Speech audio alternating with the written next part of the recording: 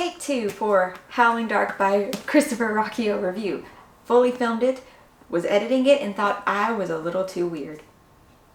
So we're going to try again. I'm going to try to rein it in and also talk about what is other people will probably believe is the important parts of the book and care about, whereas I just want to talk about the thing that starts with an A that's a spoiler and I can't talk about. Howling Dark is the second book in the Sun Eater series, so if you haven't yet read Empire of Silence or watched my video review for this one where I probably was more analytical and everything broke down really good, because first books are easy to do that for, go watch this one. If you haven't read it at all though, and you're just looking at what is the Sun Eater series about, here's your little spoiler-free breakthrough. Empire of Silence, the first in the Sun Eater series, follows and is told by Lord Hadrian Marlowe. It is told from his future perspective back, telling the story of how he became the Sun Eater. Not a spoiler because you find that out very early on. He tells you about that. He is telling his life story though from when he was not exactly a boy, roughly around 20, but considering how long Palatines live, kind of a boy. Hadrian is supremely intelligent but highly naive. Before he left his planet, he really did not understand most of the things about the universe outside of a book texture perspective. He is supremely gifted with languages though. He speaks maybe 8 or 9 languages, including the language of humanity's enemy, the Cielcen. Humanity and the Cielcen have been at war for 400 years, right about, pretty much since we met each other. Language barrier being one problem, the other being humanity's belief that we're always right and the universe is supposed to be ours. You know, it's kind of hard to agree with other intelligent species when that is your primary driver and goal. This series though, it is very much the feel of Roman Empire in space, like gladiators, things of that nature. It is commented in the second book, like with you see swords and everything, that the Age of Swords came back around when bullets on spaceships proved to be such a bad thing when, you know, one stray shot ruined 1,000 ships. So yeah, swords, armor, gladiators, hierarchy of empire, having an emperor, but also the British. It's the British Empire in space as well, because the Solarian Empire that Hadrian is a part of is very much the British Empire. On to the spoiler-free section then for Howling Dark. This one takes place about 48 years after the events on Amesh. They've been in space, traveling throughout the Veil, trying to make a name for the Red Company, which is what he names his mercenary group. Hadrian's only been awake though about 12 of those 48 years off and on. Now the group's mission, the Red Company's mission, is to be able to meet with the extra Solarians, find out about where Vorgosos is, and thus treat with the Cielcen for the prisoners that they acquired. Can I say that? I don't know. To bring about an end to the war, because Hadrian's belief is that if he can just talk to one tribe of the Cielcen, treat with them, make some sort of understanding between both parties, that they will end the war. That will help them treat with more Cielcen, and they can bring about peace. No more colonies have to die. No more Cielcen world ships, I think that's what they're called, have to be wiped out either. And yes, this is his belief, his unwavering belief. And that is the hugest theme through the whole book, is his unwavering belief that he is on a mission of peace. Spoiler free, like and gripe about the book. I really like the level of detail to where you can visually see the scenes happening before you. You can picture the ships they're on, picture the cities they're seeing, what is happening. And I really wanted to have art to be able to show in these reviews last year. That was the plan. But finding fan art or official art for this series has not been working, besides like covers. They do have various covers sometimes, but still, sorry for that. But just, I could see the scenes playing out in my head. I could see where Hadrian is. And so it's beautiful in its level of detail. Was this very slow then from the beginning of this book until they really got into the meat of where they were going and the story? Yeah, was not feeling the beginning of the book. The little thing we kept doing. The guilt trip Hadrian kept putting himself on. Okay, moving on. The gripe about the book would be Hadrian himself. Yeah, I didn't care for Hadrian in this one. People are going to hate me, but like so many people were like, it just got better. We love this book so much more. No, I liked Empire of Silence more than this one right now. But I'm still going to keep going. I've heard that what I love most, the universe, expands so much in book 3 that I can't wait for it. But Hadrian himself, Hadrian was an irritation. And he's meant to be on some level. Like, we are meant to not agree with his decisions and think that he is being just bullheaded. Maybe one of the right words for it. He's single-minded and determined, and he just refuses to see anybody else's point of view of something.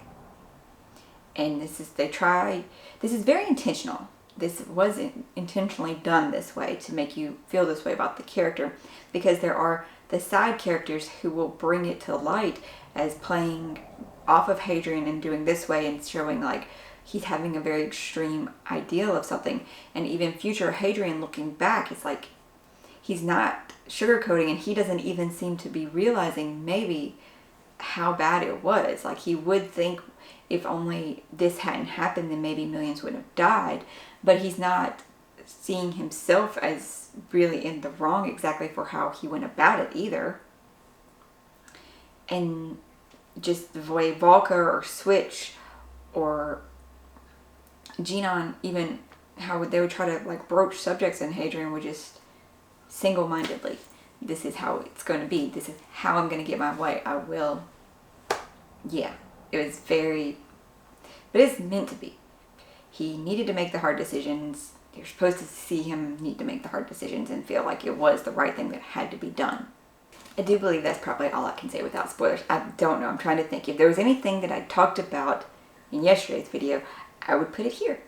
After Hadrian separates from Bassander, they, run off to become fugitives, pretty much. They do find the Extrasolarians, and just the habitable stations of the Extrasolarians and the technologies that they have. This is what you think of when you think of, sci-fi future things, really? Not nobles and Roman/British Empire in space. Because this is cyberpunk looking. These are augmented humans, where this is, of course, what the Chantry preaches against, the mending of humanity and machines. And it's just Hadrian's extreme view of this. Because, okay, he admits he's not religious, but yet, as he's walking down, seeing these people in their home and everything, and he's just freaking out and reciting prayers to himself. And yet Volca's like, what is the difference between them and me? And he's like, well, there's not, but you're you. And so she can present this thing, and how he can't even separate that. He uses her ability, her neural network, he uses that to help him in his cause, but he cannot accept some of these things. Which, sure, some of them are awful. Agreed. Some of these things are utterly horrible, and no, this shouldn't be a thing. It's definitely people abusing things. The level of technology, though, that we see, like from the Enigma of Ars being able to get to Vorgosos when they get there, and Vorgosos itself. But also, Vorgosos itself, like the main city of it, is very clean. It's very simple. It's not like the Extrasolarian city at all. And Hadrian's even like, it reminds me of home. And this greatly upsets him. Like, it deeply upsets him that it is such a similarity to the cleanliness and the order of it. And Karnsaga, I think I said that right, finding him, which makes me question something Hadrian said in the first book, or at least I think that's what he said, about being the oldest living person. What? What about him? Or maybe he just meant oldest living Palatine? And how Karnsaga is able to do this through cloning and transferring his mind, like his whole consciousness, not just memories or something like that. He's transferring himself, and it's not really completely changing himself when he does this, even though he is accumulating these memories of this clone up until this point. Like, he is the only person able to do this. This is nuts. Unfortunately, through 15,000 years of being alive, he has kind of lost his humanity and doesn't even believe he's human. He's lost touch with basic things like that. What Hadrian finds, though, there, and oh my gosh, the lore. This is what this is why I don't really know that I'm going to describe the book great because I don't care about Hadrian's point mostly. But what we found out about the lore, the history up until this point, how we got a little glimpse of how we became this empire from the Americani that was, told about, that everybody's afraid about from the first book, and he gets to meet one. And brethren, it sounds disgusting. It does. But also, I'm very questioning humans made the AI and the Americani, which, yeah, they're called that because they were made in San Francisco. And then it says that they made us because human brains are best for processing. So we made them, and then they were making us to use us as processors. So there's thoughts there. There's confusion, and I don't know how to voice it right now. So maybe by the next book. And how did brethren in the Americani get to Burgosas, which it never really, we never know where exactly it is because the enigma of ours and the small trip it took, but they were moving so fast, which nobody else has that technology.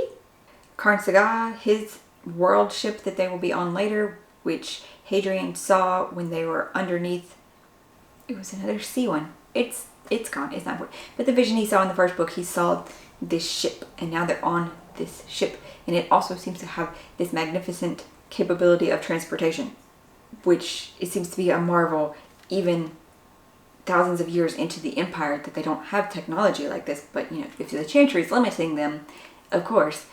At the same rate though, this was never something that was supposed to have been around before the Foundation Wars. So how is it that they got all the way out to Burgosas at this outpost planet? And the Quiet themselves? Like, how much did the Quiet either help humanity to overcome the Americani or affect the Americani to be able to get here? Because Brethren obviously talks with the Quiet. The Quiet seems to be something, it could be spanning time because they do say that time is just another form of space. So it's this entity at some point in time, but it can reach back through time and change events and affect things. And now Brethren has been talking to the Quiet. He knew Hadrian would be there. It knew Hadrian would be there. And Hadrian actually gets to have conversations with the Quiet in some form. He keeps seeing it as Gibson, of course. Because that's like, Gibson is like his conscious at this point, I guess. I don't know. And what happened between Hadrian and the Quiet, and how the Quiet are saying, you are supposed to be our soldier. We picked you. You are ours, and you are going to bring it all down. Bring it to an end. End everything. I think they said end everything more specifically. And what they showed Hadrian, because this is spoiler section, so all the fates they showed Hadrian. And while Hadrian said he saw that one, the one that did happen, but yet the Salarian that he was fighting was not the same. So how exactly does that?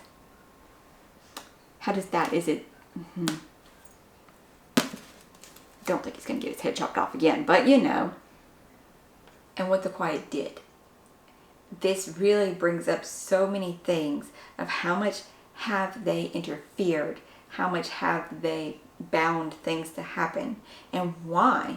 Why do they need Hadrian or want Hadrian to end it all? Why is it so important in this galaxy? Because we're only in our galaxy. This is the Milky Way. Questions? Well, presumably. There haven't been any maps in the books, but I have seen a map that it was supposed to be the official map. And everything seems to only be in the Milky Way galaxy.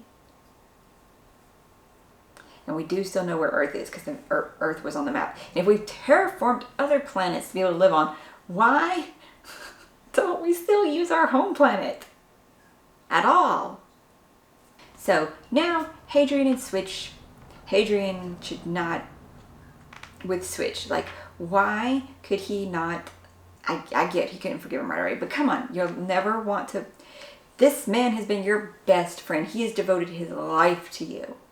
He owes you his life, really, and he was terrified. And you couldn't see that terror, and you say you were only trying to save yourself. Which, granted, Basander said that when Switch called, he was like begging for his own life and this. And Hadrian said he got to see the transmission, and we never got to.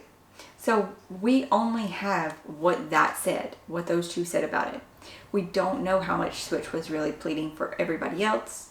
All in all, Hadrian's decisions led to everybody being in danger, several people dying, several bad things happening that he was doing because his way was the right way, regardless of anybody else's input. And people died, and there were losses, but that was okay. It's for the greater good, and I'm always right. And unfortunately, because of what Basander Lin did, now Hadrian gets to shift some of the blame that he might feel. He'll still feel guilty. He's admitted that. He feels some of the weight.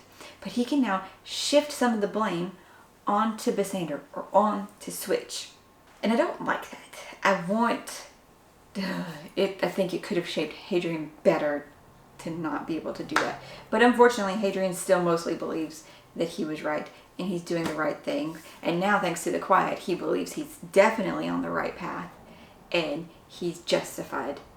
And he gets knighted at the end, which, true, that means he has to hide now under Imperial watch, but it also is like a reward. And he takes his Red Company, his people from Imesh still get to go with him, except Switch. The thing I didn't like the most about the end, though, isn't even that. It's Volca. Wonderful, brilliant archaeologist, scholar Volca. Why are you now with Hadrian? This is just wish fulfillment, I feel like, for Hadrian. Of course, he was super enamored with Volca. Then he did finally get to move on, and he was with Genon. And now Volca likes him? I didn't like it. I much preferred through most of the book where they were colleagues and friends and just respected each other and could work together and could be friends. That was great. He does need Volca. He needs her to be able to, I think I finally thought of the right word, balance him. She balances him out in how his extremism towards things might be. Like, it doesn't make sense, his extremism towards the Extrasolarians, when she has the neural link that is definitely kind of even more intense than some of the people he saw and was, weird with. And also she, I think I said balance, she debates with him, she makes him question things, she could help him, but I don't want them to be together. I don't like that at all. Hopefully between yesterday's and today's that this is going to come together okay and not too spasticky. I'm really worried about this video though, like legitly worried, because I have done some sequel reviews before, but it's like nothing to this scale, and like if I'm focusing on the right thing or not. I'm worried about this one. I am. That's why I refilmed it. But hopefully still they mesh together okay and you enjoyed this video. The Braiding, if you're wondering, is a 4.5 star still. And people would not like this take, but I enjoyed Empire of Silence more. Possibly because it's just the introduction, so we're getting more of having to build us up into this universe and to the characters. Whereas this one, we already do have a lot of that. We do get to learn new things, which, is what I loved about it. But it was also looking at the character of Hadrian and having to make these really hard decisions of what great leaders would have to make. I don't know why I'm trying to do air quotes, whatever. Because that's what it's setting him up to be. Even though what we know in the future, I would not say necessarily he is a great leader. Maybe he is, maybe he isn't. Right now, with this one, he made awful decisions. We're not supposed to like those decisions. That was very, very intentional, that we are not supposed to like these decisions. But also, that's not what I wanted from this. I want more with the things. Okay. If you stuck around to the end of the video through all of the weirdness, thank you so much. Like, I know this one was odd and possibly very long. And if you only watched this spoiler-free and skipped to the end for the rating, that's okay. I hope I have encouraged you to go pick this one up, the whole series up, to continue with it, of that nature. If you have read it though, and you would talk about it in the comments, tell me what your thoughts on my takes were. That'd be cool. Or on Discord. I hope you're finding something awesome to read today. If you enjoyed this one, you'll subscribe and you'll come back for our next ones. Bye, y'all.